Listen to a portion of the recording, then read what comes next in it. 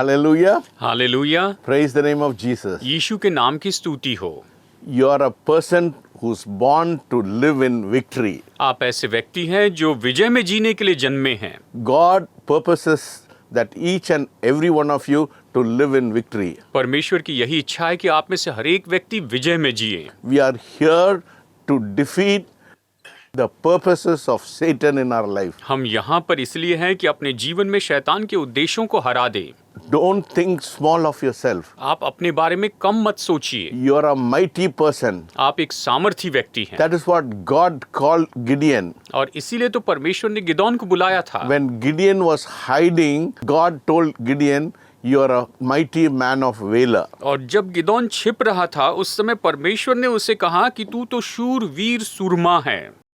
Probably you are hiding from your defeat. शायद हो सकता है कि आप अपनी हार से छिप रहे हैं। Probably you are hiding from all your sorrows. शायद आप अपने सारे दुखों से छिप रहे हैं। Don't care whatever problem you are in. और मुझे इस बात से फर्क नहीं पड़ता कि आपकी समस्या क्या है। But this morning I want to tell you, my friend, लेकिन मेरे दोस्तों, आज मैं आपको बताना चाहता my हूँ, dear brothers and my sisters, मेरे प्यारे भाइयों और मेरी बहनों my dear great friends, और मेरे अच्छे मित्र, I'm telling you a secret this morning, मैं आज सुबह आपको एक भेद की बात बताता हूँ। that you are being born to live in victory. आप तो विजय में जीने के लिए जन्मे हैं। You may go through a lot of challenges in your life, शायद आप अपने जीवन में बहुत सी चुनौतियों में से होकर जा रहे but हैं, if you have a positive mindset, लेकिन अगर आपकी सकारात्मक मानसिकता है, when you know the God you worship is greater than all your problems, जब आप ये जानते हैं कि जिस परमेश्वर की आप आराधना करते हैं वो आपकी सारी समस्याओं से बढ़कर the है। Bible says, greater is he that is in me than he that is in the world. Bible ये कहती है कि जो संसार में है उससे भी बड़ा तो मुझ में है।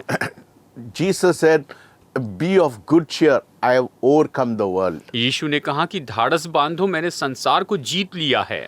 Why are you looking so sad this morning? तो आप सुबह इतने दुखी क्यों दिख रहे हैं? Don't be sorrowful. आप दुखी मत होइए। This morning I want to encourage you to be very happy. और आज मैं आपको प्रोत्साहित करता हूँ कि आप बहुत ही खुश हो जाएं। God wants us to live a victorious life. परमेश्वर चाहते हैं कि हम विजयी जीवन जिएं। Please put on a smile on your faces this morning. आज सुबह अपने मुंह पर आप मुस्कान लेकर आइए। Be cheerful, आप धाड़स बांधें, because nothing has gone wrong in your life.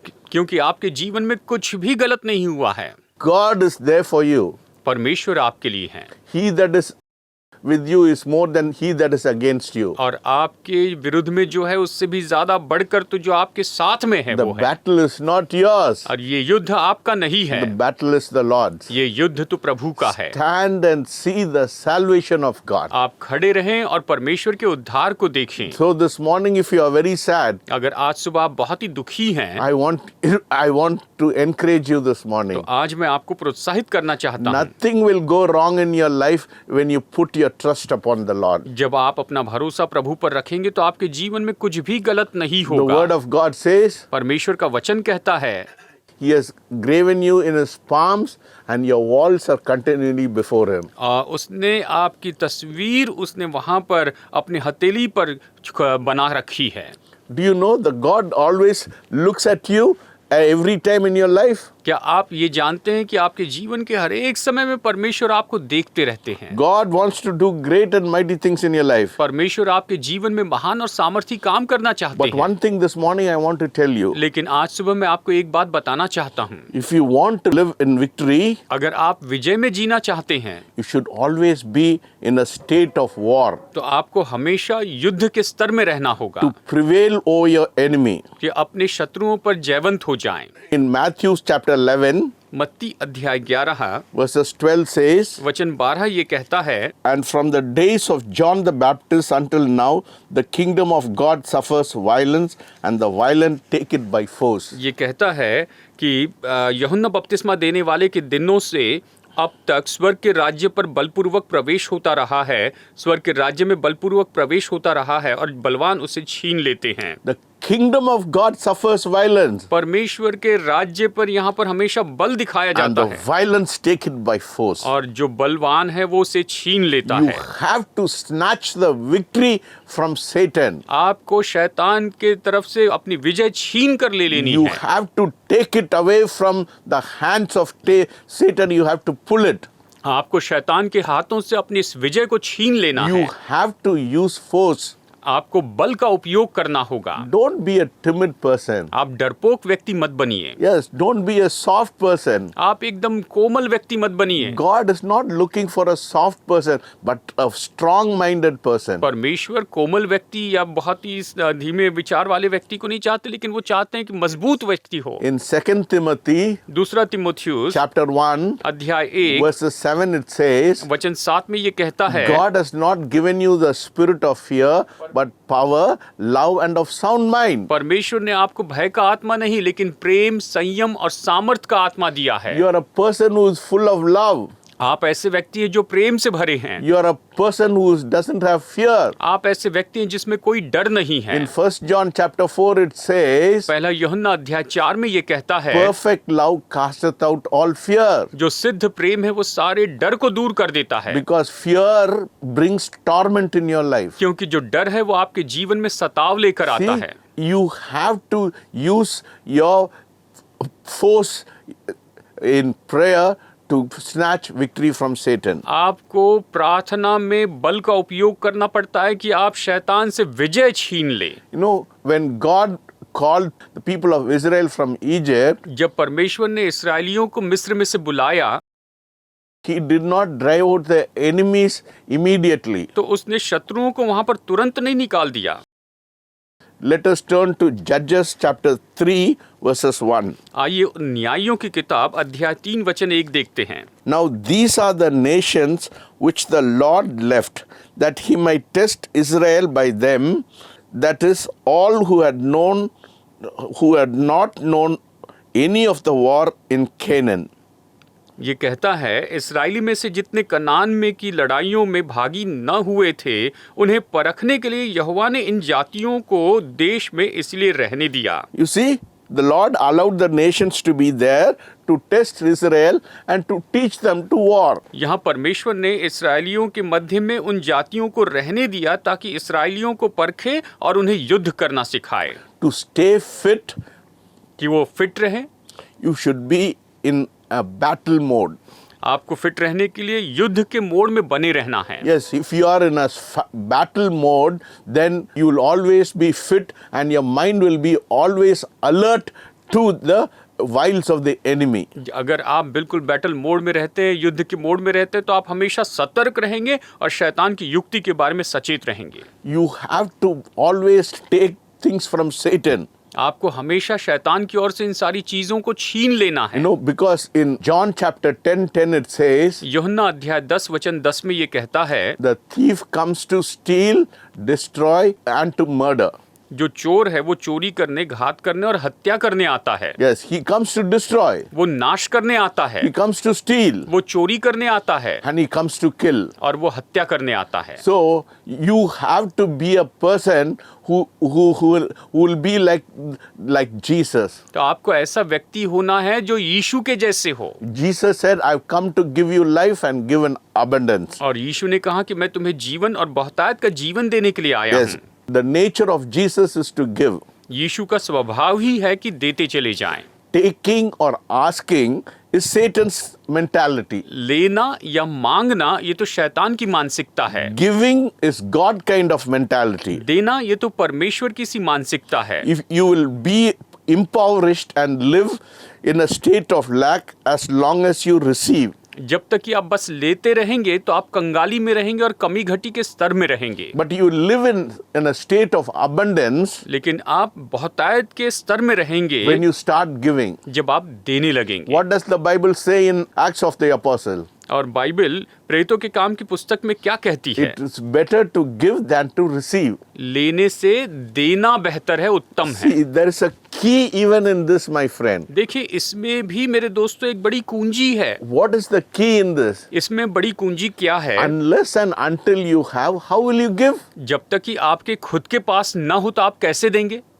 So when you pray, don't ask Lord, give me, or I want to receive. Tell God, Lord, I want to give. आप जब परमेश्वर से प्रार्थना करते हैं तो ये मत कहिए प्रभु मुझे मैं लेना चाहता हूँ, You लेकिन are प्रभु like a कहिए, well, my friend. प्रभु से कहिए प्रभु मैं देना चाहता हूँ। The Prabhu more water you draw from the well, आप कुएं के जैसे जितना ज्यादा कुएं में से आप पानी निकालते जाएंगे new springs will come and the water will be replenished. और वहां पर नए सोते बनते जाएंगे और वो पानी फिर से भरता जाएगा। That is the secret of having abundance in your life. और यही तो आपके जीवन में बहुतायत होने का भेद है। That is the kind of life God wants you to live. परमेश्वर चाहते हैं कि आप इसी तरह का जीवन जिएं। Satan always wants you to be in lack in your life. शैतान हमेशा चाहता है कि आप अपने जीवन में कमी घटी में रहें। That is why he comes to kill.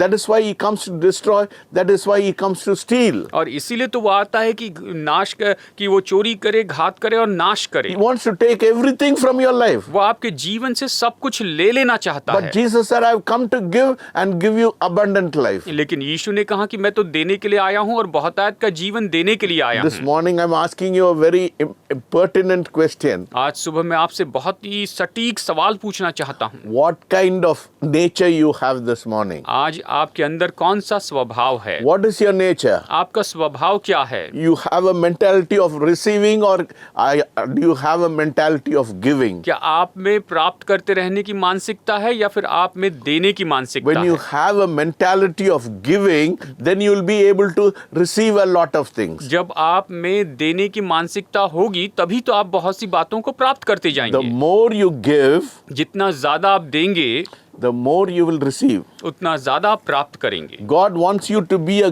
giver. परमेश्वर चाहते हैं कि आप देने वाले हो जाएं। That is what it says, even in Proverbs, that's what it says. और नीति वचन में भी यही तो कहता है। God wants you to be a person who will be always fit and will always be ready to give everything what God wants to give you to others. परमेश्वर चाहते हैं कि आप ऐसे व्यक्ति हो जो हमेशा सतर्क रहें और परमेश्वर जो कुछ भी दूसरों को देना चाहते हैं उसे आप दूसरों को देने वाले बने। You know, in Proverbs chapter 11, अब देखिए नीति वचन अध्याय 11 verses 24 and 25 says, वचन 24 और 25 कहता है, there is one who scatters ऐसा है जो छितरा देते हैं yet increases more, तो भी उनकी बढ़ती ही होती and है, there is one who withholds और ऐसे भी हैं जो यथार्थ से कम देते हैं more than is right, और उससे भी जो जरूरी है उससे भी कम देते हैं, but it leads to poverty. पर इससे उनकी घटती ही होती है। The generous soul उदार प्राणी will be made rich, हष्ट-पुष्ट हो जाता है and he who waters और जो दूसरों की खेती सींचता है will also be watered himself. उसकी भी सींची जाएगी। You see?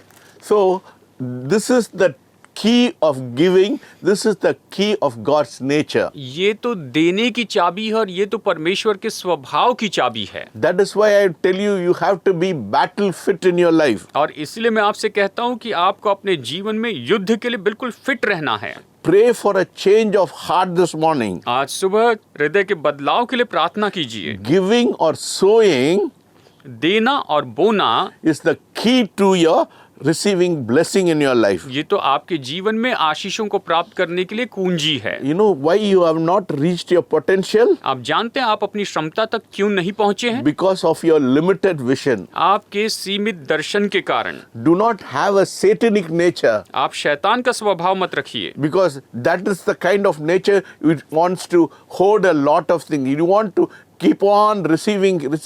You want to receive everything in your life, but you do not want to give. ये तो शैतान का स्वभाव है। आप सब कुछ अपने लिए लेना चाहते हैं, सब कुछ अपने लिए रखना चाहते हैं, लेकिन कुछ भी देना नहीं चाहते। You will not reach your potential आप अपनी क्षमता तक नहीं पहुंचेंगे because you have a limited vision. क्योंकि आपके पास में सीमित दर्शन है। What do you mean when I say you have a limited vision? और जब मैं कहता हूँ कि सीमित दर्शन है, इसका मतलब क्या है? Because when you only think of your own self, when you're only selfish, only you want to hoard things for yourself and your family, then your vision is limited. और जब आप केवल अपने लिए रखना चाहते हैं, अपने परिवार के लिए बस जमा करते रहना चाहते हैं, तो आपका दर्शन सीमित है। You have not reached your potential. आप अपनी क्षमता तक नहीं पहुंचे हैं। But you have limited the power of God in your life. लेकिन आपने अपने जीवन में परमेश्वर की सामर्थ को सीमित कर दिया है। God wants to bless you so abundantly. The God you worship is an unlimited God. परमेश्वर बहुतायत से आपको आशीष देना चाहते हैं। जिस परमेश्वर की आप आराधना करते हैं वो असीमित परमेश्वर है। You have not reached your potential आप अपनी क्षमता तक नहीं पहुंचे हैं, because your nature is not to give, your nature is to receive. क्योंकि आपका स्वभाव जो है वो देने का नहीं है, बस आप प्राप्त करना चाहते हैं। When God is speaking to you this morning, जब परमेश्वर आज आपसे बातें कर रहा है, when you discuss your weakness जब आप अपनी कमजोरी उसे बताते हैं and sin openly, और खुले रूप में पाप करते हैं, then Satan will not have a hold over your sin. जब आप अपने पाप को खुलकर बताते हैं तो शैतान आपके ऊपर में नियंत्रण नहीं रख सकता If है। you hide your sin, अगर आप अपने पाप को छिपा कर if रखते you हैं, hide your weakness, अगर अपनी कमजोरी को छिपाते हैं, then Satan will keep you bound शैतान आपको बंधा हुआ रखेगा, because you have not openly confessed your weakness. क्योंकि आपने खुले रूप में अपनी कमजोरी का अंगीकार नहीं किया है। If you want to live a victorious life, अगर आप विजयी जीवन जीना चाहते हैं you have to confess your sin openly. तो आपको खुले रूप में अपने पापों का अंगीकार करना होगा। Then Satan will not have a hold over your life. तो फिर शैतान आपके जीवन के ऊपर नियंत्रण नहीं रखेगा। Problem is the pride of people prevents them from confessing their sin. समस्या ये है कि लोगों का जो घमंड है वो उन्हें अपने पापों का अंगीकार करने से रोकता है।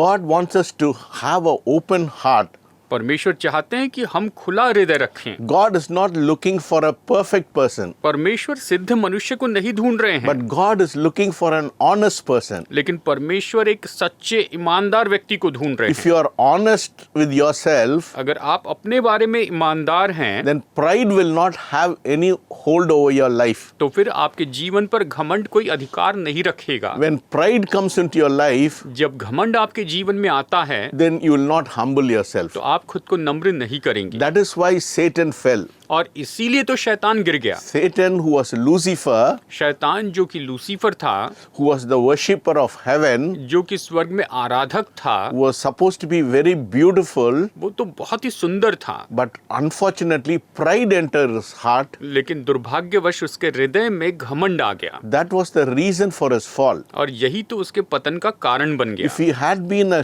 humble person, और यदि वो नम्र व्यक्ति होता then he would not have fallen. तो वो गिरता ही नहीं। That is the problem with people. लोगों के साथ यही तो समस्या है। No, pride keeps them from confessing their sin. घमंड जो है वो तो उन्हें उनके पापों का अंगीकार करने से रोक के रखता है। No, people may give alternate, they may say that fear keeps them from confessing their sin. लोग अक्सर ये बहाना बनाते हैं कि डर के कारण वो उन्होंने अपने पापों का अंगीकार नहीं किया। Fear is also a form of pride. डर भी घमंड का ही एक रूप है। So God wants us to be a humble person. परमेश्वर चाहते हैं कि हम नम्र व्यक्ति हो Like जाएं। I said, we should always be in a state of war. और जैसे कि मैंने कहा कि हमें हमेशा युद्ध की दशा में रहना चाहिए। You have to be in a battle mode in your life, आपको अपने जीवन में युद्ध के उस मोड़ पर बने रहना है, because Satan always works out details in your life to really pull you down.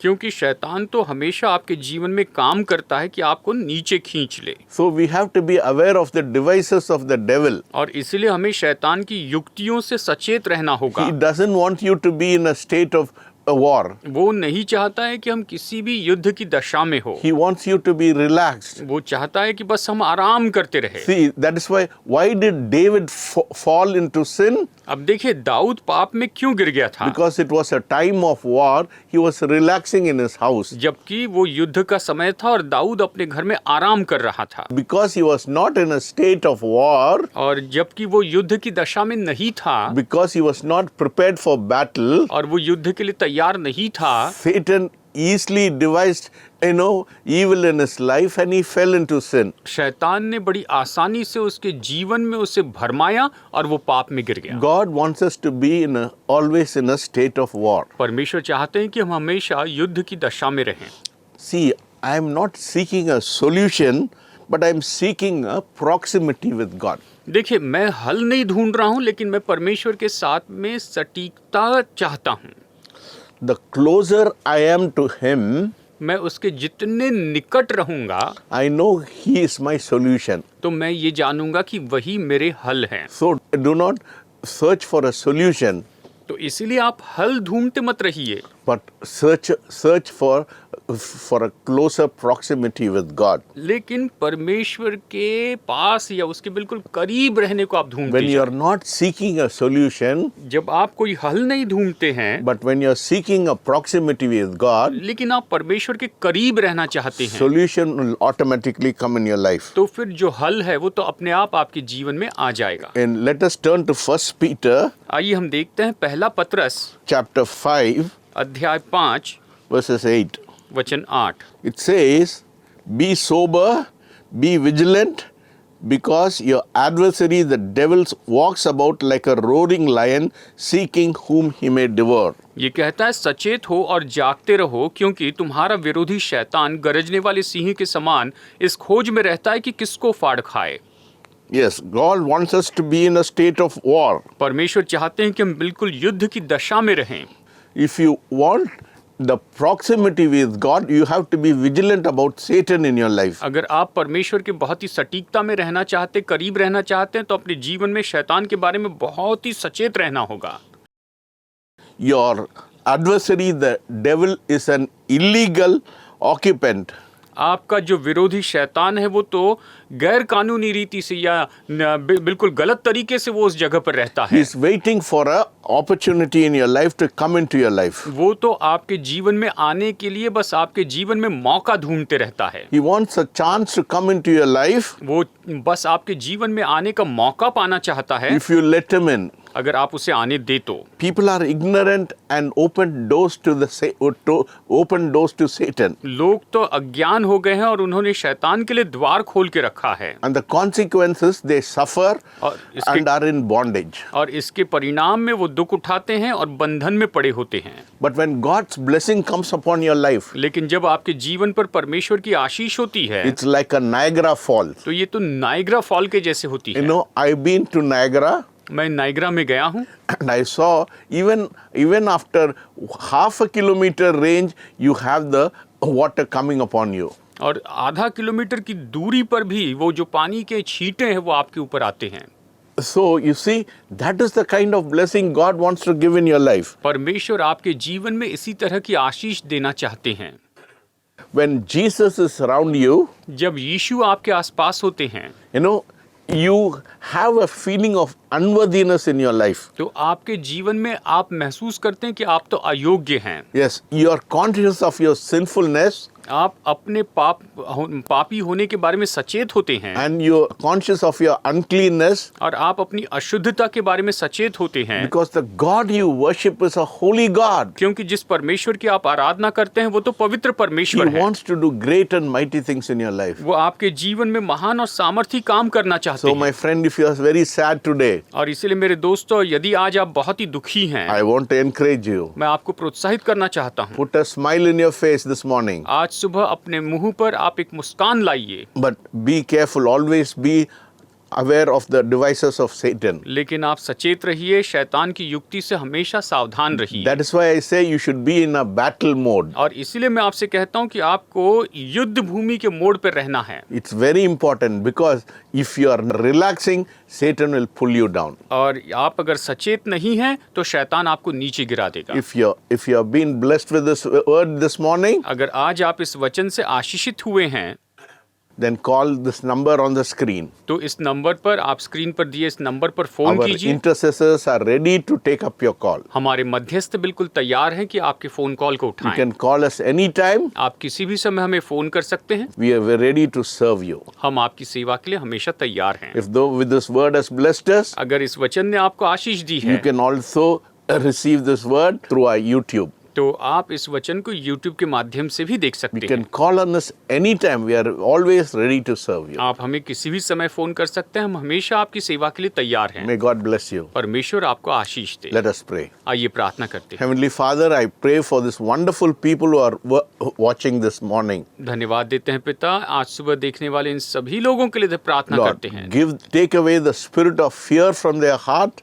प्रभु इनके हृदय से डर की आत्मा दूर कीजिए, Take away their depression, they take away their dejection, they take away their sorrows. आप इनके निराशा को, इनके हताश होने को, इनके दुखों को दूर But कीजिए। this morning, let the Spirit of God speak to them. और आज सुबह परमेश्वर की आत्मा इनसे बातें करें Put a new strength in their heart. और इनके हृदय में नया बल देते जाएं, Take away the despondent spirit, और परेशान व्याकुल आत्मा को दूर कीजिए but put a positive spirit in their heart. और इनके हृदय में आप सकारात्मक आत्मा दीजिए, Because the kingdom of God is righteousness, peace, and joy in the Holy Ghost. क्योंकि परमेश्वर का राज्य धार्मिकता, शांति और पवित्र आत्मा में आनंद है। We thank you and we praise you for the word today. आज आपके वचन के लिए धन्यवाद देते हैं, आपकी स्तुति करते हैं। Thank you for speaking to us. आज हमसे बातें करने के लिए In धन्यवाद। Jesus' name I pray. यीशु के नाम में प्रार्थना करते हैं, Amen. आमीन।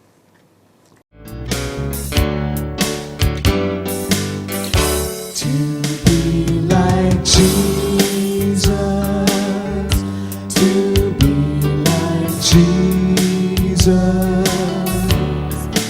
all I ask, to be like Him, all true life's journey.